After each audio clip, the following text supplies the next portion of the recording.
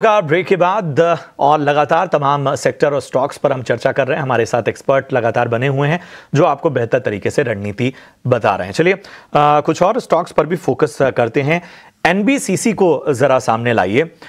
लगातार हम देख रहे हैं कि एनबीसीसी को ऑर्डर मिलने की खबरें जो हैं वो स्टॉक को एनबीसीसी को फोकस में ला रही हैं। हालांकि बहुत बड़ा इंपैक्ट अभी नजर नहीं आ रहा।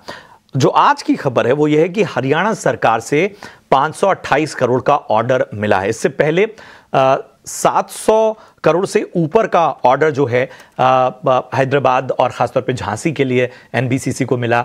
इसके पहले जम्मू कश्मीर के हक से 15,000 करोड़ का जो बड़ा ऑर्डर था वो उसकी भी खबरें थी। इसके अलावा अगर हम बात करें एसजेवीएन की तो यहां पर हम देख पा रहे हैं कि आज स्टॉक का 4% से ऊपर है। लगभग पिछले 5 ट्रेडिंग सेशन में 2% की तेजी नजर आई, लेकिन आज जो है वो अच्छी खासी तेजी देखने को मिल रही है एसजेवीएन में। जो हम पहली तिमाही की बात करें इस वित्त वर्ष की तो मुनाफा जो है उसमें इजाफा देखने को मिला है। 31.5% के आसपास मुनाफा एसजेवीएन को हुआ है। तो दोनों स्टॉक एनबीसीसी ऑर्डर की वजह से सुर्खियों में है और दूसरा अगर हम बात करें एसजेवीएन की तो अपने नतीजों और खासतौर पे मुनाफे की वजह से इस वक्त फोकस में आ रहा है।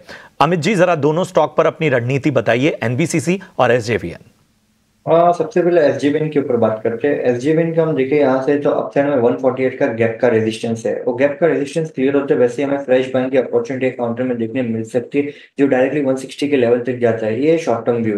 अगर लॉन्ग टर्म व्यू पकड़े यहाँ से तो लॉन्ग टर्म सेटअप यहाँ से मंथली चार्ट के हिसाब से जो बना हुआ है वो कंटिन्यूसली पिछले 6 महीने से हम देख रहे हैं तो अपवर्ड ट्रेंड के चैनल में काउंटर ट्रेड करते हुए देखने मिल रहा है। सो करंटली जो हिसाब से हमें देखने मिल रहा है अगर लॉन्ग टर्म व्यू के हिसाब से देखें तो वॉल्यूम कंटिन्यूसली एडिशन होते हुए देखने मिल रहा है। अगर करंट टाइम पे हम देखें तो 160 के ऊपर एक काउंटर जब भी क्लोजिंग देगा उसके बाद मुझे लग रहा है काउंटर में जो हिसाब से फिबोनाची एक्सटेंशन का रीच आउट होगा वो डायरेक्टली 190 से 220 के रेंज में शिफ्ट होते हुए देखने मिल सकते हैं। सो करंटली मैं कहूंगा रिस्क रिवॉर्ड फेवरेबल जोन में लॉन्ग की पोजीशन क्रिएट कर सकते हैं। 137 का मेजर सपोर्ट है, 137 का स्टॉप लॉस लगाना, अपसाइड में 160 से 65 के टारगेट्स के लिए। और जो दूसरा काउंटर एनबीसीसी, एनबीसीसी भी हम देखें यहाँ से जो यहाँ से डाउनवर्ड ट्रेंड लाइन की ब्रेकआउट बनती हुई देखने मिल रही है काउंटर में, वो है 181 का लेवल है। 181 के ऊपर जैसे ये काउंटर निकल रहे हैं वहां से एग्रेसिव फ्रंट पे बाइंग देखने मिल सकती है। करंटली जो हिसाब से हम देख रहे हैं डाउन साइड में 50 डीएमए का जो सपोर्ट बना हुआ है और डाउन साइड में जो सपोर्ट मेजरली काउंटर ट्रेड करते हुए देखने मिल रहे हैं वो है 168 का। 168 के स्टॉप लॉस से मैं कहूंगा लॉन्ग की पोजीशन क्रिएट कर सकते हैं।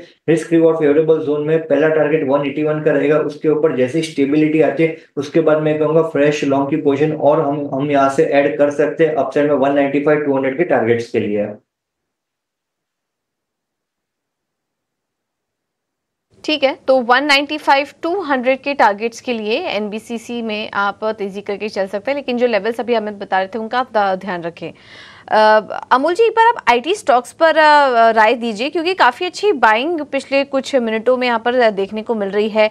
एलएनटी टेक 2.5% ऊपर है, टीसीएस में अच्छी तेज़ी है अगर निफ्टी स्टॉक्स की बात करें तो, इन्फोसिस में खरीदारी आ रही है, एचसीएल टेक में खरीदारी आ रही है और मिड कैप स्टॉक्स में एम्फेसिस, परसिस्टेंट जैसे स्टॉक्स भी चल रहे हैं। कहीं पर मौके देख रहे हैं आप एंट्री लेने के लिए? कोई ट्रेड ले सकते हैं इस वक्त आईटी स्टॉक्स में? जी I think bank Nifty main reason है कि बैंक निफ्टी जैसे खराब हुआ फिर आईटी स्टॉक्स ने थोड़ा सा सपोर्ट दिया मार्केट को और पॉजिटिव कंसोलिडेशन है। इन्फोसिस इनफैक्ट मेरा आज का पीक भी है जो पोजिशनल पॉइंट ऑफ व्यू से। बट इन्फोसिस को अगर मैं छोड़ता हूँ तो भी अगर हम देखते हैं तो टीसीएस का फ्रंट लाइन में टीसीएस का फॉर्मेशन अभी भी अच्छा है, हायर बॉटम है, 20 डेज सिंपल मूविंग एवरेज के आसपास ट्रेड हो रहा है।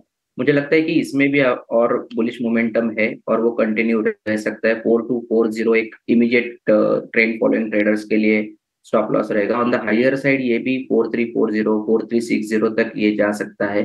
दूसरा अगर मैं मिड कैप में थोड़ा सा देखता हूँ तो एम्फासिस है जो एक बड़े करेक्शन के बाद हायर बॉटम फॉर्मेशन में है। अभी भी थोड़ा सा टेक्सचर खराब है बट अगर ये रेंज क्रॉस कर देता है ये मोमेंटम में तो अराउंड 2750 का रहेगा। अगर वो लेवल क्रॉस कर देता है तो बुलिश मोमेंटम बढ़ने के चांसेस एम्फासिस में भी दिख के आ रहे हैं। On the flip side I think मुझे लगता है 2680 क्रूशल सपोर्ट रहेगा। उसके नीचे अगर ट्रेड होता है तो ये टेक्सचर खराब होगा और थोड़ा वीकनेस स्टॉक में बढ़ सकता है। तो ये दो पिक्स मुझे कंपैरेटिवली अच्छे लगते हैं। ठीक है, तो एम्फेसिस और टीसीएस इन दो स्टॉक्स पर आप नजर रख सकते हैं। अब वक्त है हमारे अगले सेगमेंट का, freedom stocks.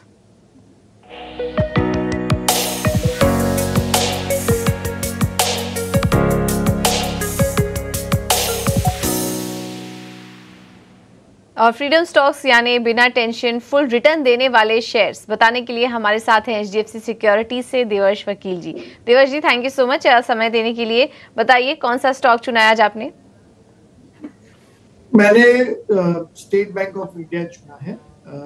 State Bank of India मतलब एसबीआई कंट्री का लार्जेस्ट कमर्शियल बैंक है in terms of assets, deposit, branches, employ. उनका 20 से 25% का मार्केट शेयर है। कोई भी ऐसा इंडियन नहीं होगा, मुझे नहीं लगता, कि जिसको एसबीआई के बारे में पता ना हो।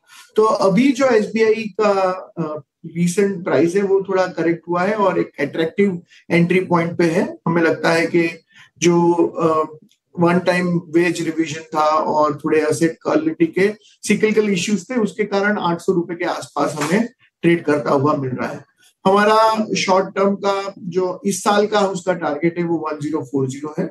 हमें लगता है कि पोटेंशियल अपसाइड है और आगे जो उन्होंने 15% ग्रोथ की गाइडेंस दी है, मुझे लगता है कि जैसे जैसे जीडीपी ग्रोथ बढ़ेगा ऐसे बैंकिंग में अपॉर्चुनिटी बढ़ेगी और स्टेट बैंक उनकी जो सिस्टम्स है, प्रोसेसेस है, उसके हिसाब से धीरे धीरे वो उसका मार्केट शेयर बनाए रखेगा। करीबन 1% का आरओए का उनका जो नॉर्मलाइजेशन होगा उसके बेसिस पे हमें लगता है कि आज 1 साल के लिए और आगे 3 से 5 साल के लिए अगर हमें कोई बैंक में इन्वेस्ट करना है तो ये एक अच्छा एंट्री पॉइंट है एसबीआई में इन्वेस्ट करने के लिए।